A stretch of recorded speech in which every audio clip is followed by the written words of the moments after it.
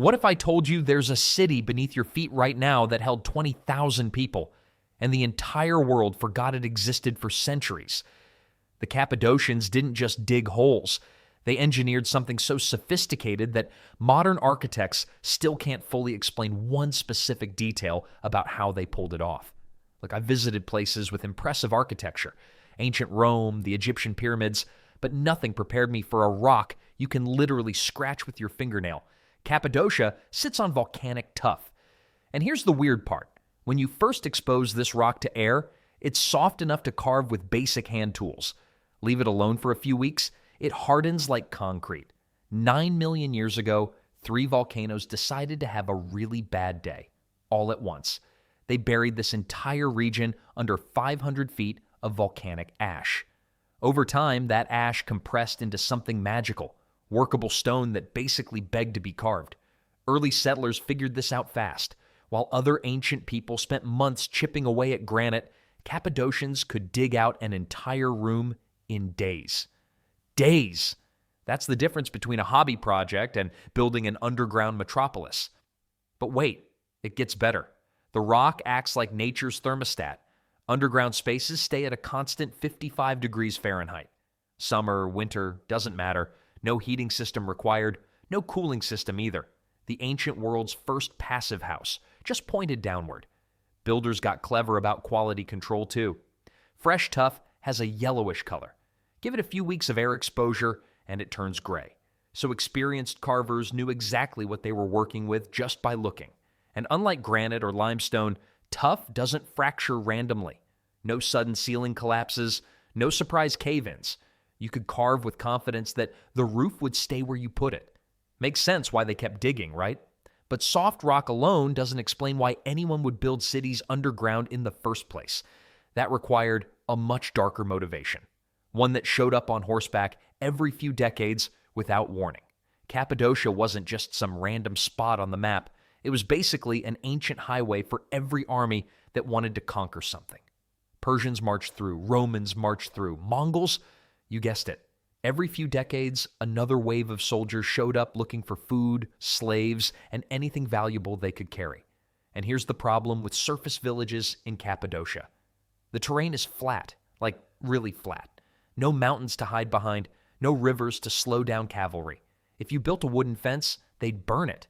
Stone walls, they'd siege you out in weeks. You were basically a sitting duck with a "Please conquer me" sign on your roof. So the Hittites, around 1400 BCE, had a brilliant idea. What if we just disappear? They started digging the first tunnels. Nothing fancy at first, just enough to hide families when trouble rolled through. But then the next empire came, and the next. Each generation looked at those tunnels and thought, we should probably go deeper. Makes sense, right? Underground cities could be sealed in minutes, literally minutes. One moment, you're a thriving village of thousands. The next moment, nothing but empty streets and confused invaders wondering where everyone went. The best part, though, you can't burn out people who live inside rock. Medieval armies loved fire, absolutely loved it. Wooden villages, thatched roofs, even stone buildings with wooden supports. Everything burns eventually, but volcanic rock? Good luck with that. Families who refused to dig often ended up dead or enslaved. That created serious social pressure. Your neighbors weren't just building tunnels for fun. They were building survival insurance. And if you weren't contributing, you were the weak link everyone resented. But having a hole in the ground is useless without the right tools to make it. Workers carved entire cities using tools you could fit in a shoebox. The main weapon? Iron picks with narrow tips. Nothing fancy. These created controlled grooves in the rock, letting carvers peel away material in predictable slabs instead of smashing randomly and hoping for the best. A skilled worker could remove about 15 cubic feet of rock per day. Sounds impressive until you do the math. One room took a single person roughly 2 weeks of non-stop chipping. My hands hurt just thinking about it. But here's where Cappadocian ingenuity really shines. They developed chisels with angled heads that let them undercut ceiling sections. Why fight gravity when you can make it your assistant? Carve underneath, let the weight do the work, catch the falling piece. Clever, right? And that rock debris? Not wasted. They crushed it, mixed it with water, and created mortar for surface buildings. Zero-waste construction thousands of years before recycling became trendy. These people would have loved Pinterest. The really tedious job was ventilation. Hand-crank drills bored through 100 feet of solid rock. Weeks of continuous rotation. Turn, turn, turn. My wrist aches sympathetically. Now for the slightly morbid detail that archaeologists actually use. Workers develop calluses so thick on their palms that their hand bones changed shape. Historians can identify Cappadocian skeletons just by examining finger and palm bone wear patterns. Your profession literally written on your skeleton. These weren't construction crews with blueprints and coffee breaks. Families worked together. Generations passed down techniques. Your grandfather taught your father, who taught you. Simple tools, brutal hours, permanent physical changes to your body. But all this effort meant nothing if the layout didn't actually protect people. And the way they designed those first underground levels, that's where defense got seriously devious. Entry tunnels were designed to be nightmares for attackers. And I mean that literally. The openings measured about 2 feet wide. That's it, one person at a time, hunched over, shuffling forward in total darkness. Now imagine being a soldier in armor trying to squeeze through while some angry Cappadocian waits on the other side with a spear.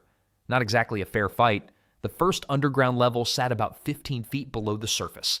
Deep enough that you couldn't hear conversations from above, but shallow enough that Grandma could still make the climb without needing a rescue team. Here's where the engineering gets clever. Those entrance shafts didn't go straight down. They curved. Sharp angles, tight corners, zigzag patterns. Why? Because you can't throw a spear around a corner. Physics simply won't allow it. An archer above was completely useless once you made that first turn. Storage rooms dominated this level. Grain, wine, dried meat, oil. The constant 55-degree temperature kept everything fresh for months. My refrigerator can't even manage that, and it's plugged into the wall. But the real showstopper? Rolling stone doors. These circular monsters weighed up to 1,000 pounds each. They sat in carved recesses along the walls, and when trouble arrived, defenders simply rolled them across the doorway from inside. The doors had small holes drilled through the center. Sounds harmless until you realize those holes were for stabbing anyone trying to break through. You're protected behind a half-ton of solid rock. The attacker is stuck in a narrow tunnel. One defender could hold that position indefinitely. Pretty smart for people without electricity or power tools, but sealing the first level was just the beginning. The real secrets waited much, much deeper. Going deeper wasn't just about carving more rooms. It was engineering genius that would make modern architects nervous. Derinkuyu drops 280 feet straight down. That's a 25-story building flipped upside down and shoved into solid rock. By hand, with iron picks. These people weren't messing around. But here's what separates smart builders from collapsed tunnels. They finished each level completely before starting the next one. No shortcuts, no we'll reinforce it later thinking. Every ceiling had to prove it could handle the weight above before anyone swung a pick at the floor below. And those massive rock pillars you see everywhere, not decorative. Builders left columns of uncarved stone every 30 feet, creating a natural support grid. Basically, they invented load-bearing architecture underground about 2,000 years before engineers gave it a fancy name. The stairways between levels are my favorite part. Cramped, twisted, annoying to navigate. Absolutely genius for defense.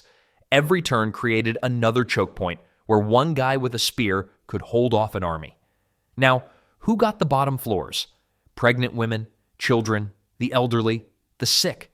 Everyone most vulnerable went deepest, with maximum rock between them and danger. Makes sense, right? Put your most precious people where attackers would literally exhaust themselves trying to reach. There's also a temperature bonus nobody talks about. Surface temperatures hit 95 degrees in summer. The bottom levels, a steady 50 degrees. During multi-month sieges, those lower floors weren't just safe, they were comfortable. 18 levels of this. 18. Each one carved, tested, and proven before the next began. But stacking rooms is one thing. Getting breathable air 200 feet down, that's where things get really clever. All right, so you've got 18 levels of people living underground. That's impressive. But here's the thing nobody thinks about until it's too late. Air. 20,000 people breathing the same oxygen? That's a problem. A big one. Your average person uses about 500 liters of oxygen per day. Multiply that by 20,000, and you've got a math equation that ends in suffocation. The Cappadocians knew this, and their solution was honestly genius. Engineers carved over 50 vertical ventilation shafts per city. Some dropped 180 feet straight down. That's roughly an 18-story elevator shaft, except there's no elevator, just air. Here's where physics becomes your best friend. Warm air rises.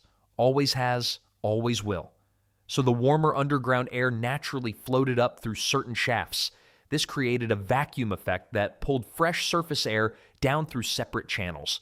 Free air conditioning and ventilation, no electricity required. But the really clever part? Those shaft openings on the surface looked exactly like ordinary wells. An invading army could walk right past your city's breathing system and never know 20,000 people were hiding beneath their feet. Now, how did they know if the air was actually safe to breathe? Simple. They lowered oil lamps on ropes. Flame goes dim, oxygen's running low. Time to open more passages. And because these engineers thought of everything, cross tunnels connected multiple shafts on each level. Block one shaft, air still flows through the others. Redundancy. These people basically invented backup systems before backup systems were cool. Some shafts even had widened sections that worked as echo chambers, voice communication between levels, an underground intercom system carved from rock. But solving air was just half the survival equation, because you can breathe all you want, but without water. Here's the thing about digging down 200 feet. You can have the best ventilation system in the ancient world. Doesn't matter if everyone dies of thirst. The Cappadocians understood this perfectly. Water came first. Everything else came second. Their solution? Deep wells carved straight down to the water table, some dropping nearly 200 feet through solid rock. And I mean solid. Workers spent years on a single shaft, chipping away inch by inch. Your great-grandfather might start a well. Your grandson might finish it. Was it worth it? Absolutely. These wells produced clean water that surface armies couldn't poison, but wells alone couldn't sustain 20,000 people during a siege. So they built massive underground cisterns. We're talking 50,000 gallons of storage capacity. That's 3 months of water for an entire city. My water heater holds 50 gallons, and I complain about the space it takes. Now here's where Cappadocian engineering gets clever. They carved drainage channels into every floor, angled just slightly, so spilled water flowed toward collection pools. Nothing wasted. Every drop accounted for. Hauling water up from those depths required stone pulleys worn glassy smooth from centuries of rope friction. Some of these pulleys still exist, and honestly, they look like they could work today. The smartest design choice, though, was keeping underground water systems completely separate from surface streams. No connection meant no contamination. It also meant invaders couldn't figure out where the water came from. They'd camp above the city for weeks, wondering how people survived down there. During attacks, residents sealed well access points from the inside. Attackers could dump poison into every surface well in Cappadocia. Underground, people kept drinking clean water. Water solved. But here's the problem nobody talks about enough. Where did people actually live down there? Personal space underground? Yeah, that was a thing. Each family got a cluster of 2 to 4 connected rooms. Total square footage came out to about 300. That's smaller than a modern studio apartment. But here's the thing. They made it work better than most of us use our 1,000-square-foot homes. Sleeping niches were carved directly into the walls, elevated to adult height. This wasn't just aesthetic. Cold air sinks.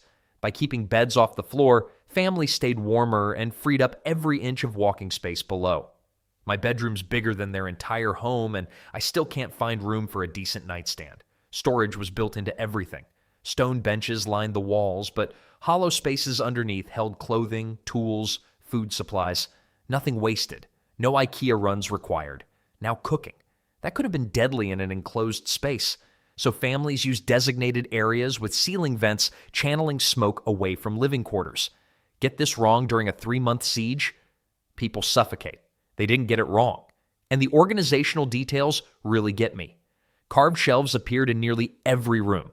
Hooks for hanging items dotted the walls at specific heights. These weren't temporary shelters thrown together in panic. Families expected to live here. possibly for months. But the most protective design choice? Children's rooms sat deepest in each family cluster. Maximum rock between the little ones and any potential threat. An invader would have to fight through multiple defensive positions, navigate twisted passages, breach rolling stone doors, and clear adult family members before reaching a child. That's not architecture. That's love carved into stone. Speaking of design choices, families weren't just sleeping and eating down there. Entire industries operated underground. Wine was serious business underground. And I mean serious. The Cappadocians carved entire production facilities into the rock. Stone vats for fermentation, grape pressing floors with drainage channels that directed juice straight into collection basins below. These people weren't just surviving down there. They were running a vineyard operation that would make Napa Valley jealous. But here's where it gets interesting.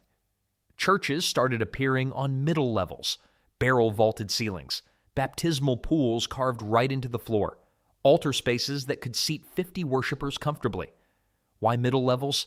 Because early Christians faced serious persecution on the surface. Going to church could get you killed. So they took worship underground, literally. Missionary schools popped up next, students learning scripture in rooms where Roman soldiers couldn't find them. Some of these spaces still show stone tables with surfaces worn smooth from centuries of use. Kids actually did homework down here. Underground detention must have been terrifying. Then there's the livestock situation. Sheep and goats lived on upper levels. Sounds random until you realize their body heat rose naturally and warmed the living quarters above them. Free heating from farm animals. The Cappadocians basically invented radiant floor heating, except the radiator was a goat. Evidence of textile production shows up everywhere too. Anchor holes for looms carved into walls at precise intervals.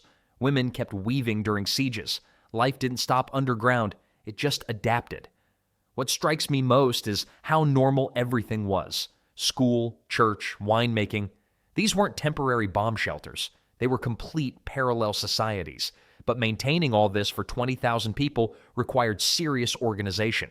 How did they prevent total chaos when invasion bells rang? The answer involves systems so efficient they'd put modern emergency planners to shame. Now here's where things get really clever. These weren't just individual cities. They were connected. A 3-mile tunnel links Derinkuyu to neighboring Keimakli. 3 miles, underground, carved by hand. That's longer than most subway connections in modern cities, built with Bronze Age technology.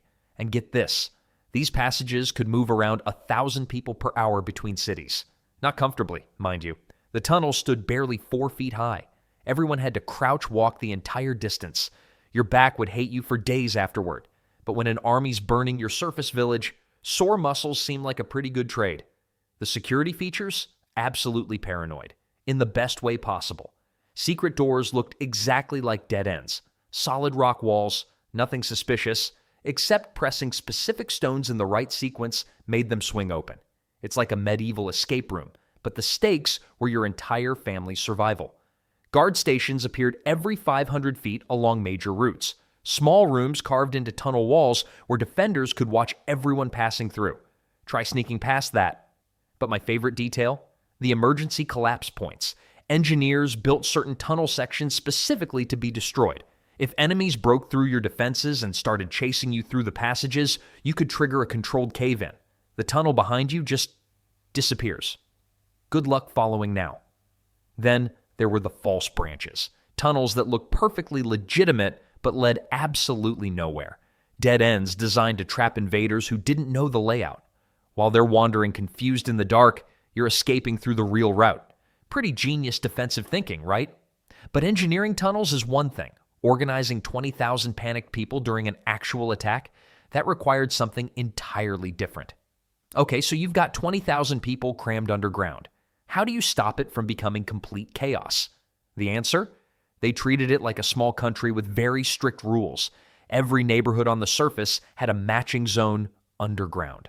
The Baker's family from the East Quarter, they knew exactly which tunnels were theirs. The Blacksmith's clan from the West Side, different section entirely. No confusion, no fighting over space when everyone's panicking. And here's what I love. They had a 30-minute warning system.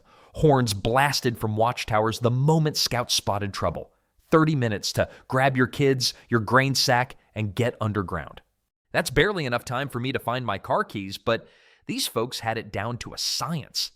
Food rationing was managed by elected councils, not kings, not priests, regular people who counted mouths and divided grain fairly. Democracy underground, centuries before most of Europe figured it out. Now the gross part. Waste disposal happened in deep pits on the lowest levels. Workers covered everything with ash and lime to kill the smell. Honestly, better sanitation than medieval London had above ground. Guard duty rotated every 4 hours. Why 4? Because tired guards make stupid mistakes, and a stupid mistake at a choke point could get everyone killed. But the detail that gets me? Children as young as 6 had assigned emergency roles. Maybe they carried water. Maybe they helped younger kids navigate dark tunnels. Archaeological evidence suggests these weren't suggestions. Kids drilled for this. Makes sense, right? When your survival depends on everyone knowing their job, you don't leave anyone out. These communities ran like clockwork for centuries, but eventually, every underground city goes quiet. What made 20,000 people finally walk away for good? So why did people stop using these incredible underground cities? The Ottoman Empire finally got its act together in the 1400s. For the first time in literally thousands of years, armies stopped marching through Cappadocia every few decades. Peace. Actual, lasting peace. And here's the thing about underground living. It's fantastic when people are trying to kill you. When they're not, well, it's basically a very organized cave. Surface buildings suddenly made sense again. You could have windows, sunlight, the ability to stand up straight without hitting your head on rock. Revolutionary stuff, honestly. But there was a darker reason too. Those ventilation shafts that seemed so clever. During disease outbreaks, they turned the cities into death traps. Epidemics spread through underground populations faster than gossip at a family reunion. The same closed environment that protected against invaders worked against you when the enemy was microscopic. Then came 1923. The Greek-Turkish population exchange forced communities with the longest underground traditions to leave permanently. Families who had maintained these cities for generations were suddenly gone. Their knowledge walked out with them. Local residents started sealing lower levels with rubble. Some did it to prevent livestock from falling in.